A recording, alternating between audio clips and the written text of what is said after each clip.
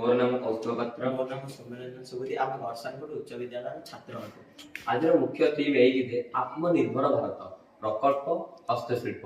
ଏହି ପ୍ରକଳ୍ପ ଗୁଡ଼ିକର ମୁଖ୍ୟ ଲକ୍ଷ୍ୟ ହେଉଛି ଏହି ଯେ ପାରମ୍ପରିକ କୌଶଳକୁ ଆଧୁନିକ ଚାହିଦା ସହିତ ଯୋଡ଼ିବା ଏବଂ ବଜାର ସୁଯୋଗ ସୃଷ୍ଟି କରିବା।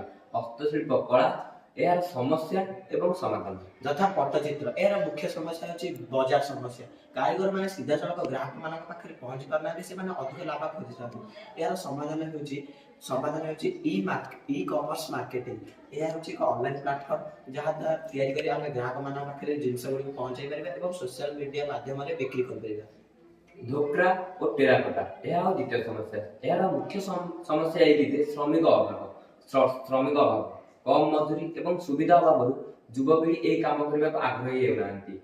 ଏହାର ସମାଧାନ ଏଇ ଯେ ତାଲିମ କାର୍ଯ୍ୟକ୍ରମ, ଆଧୁନିକ ତାଲିମ କେନ୍ଦ୍ର ଖୋଲିବା ଏବଂ ଏହି କୌଶଳକୁ ITI ପାଠ୍ୟକ୍ରମରେ ସାମିଲ କରିବା ବା ଏହାକୁ ITI ପାଠ୍ୟକ୍ରମରେ ଯୋଡ଼ିବା। ବାଉଁଶ ଏବଂ ଘାସ, ଏହାର ମୁଖ୍ୟ ସମସ୍ୟା ହେଉଛି ମୌଳିକ ସୁବିଧାର ଅଭାବ। ଏ ବାଉଁଶ ନିର୍ମାଣ କାମ କରିବା ପାଇଁ ଆମେ ଠିକ୍ ଜାଗା ଖୋଜିବା ଏବଂ ସେଇ ଜାଗାରେ କାମ କରିବା।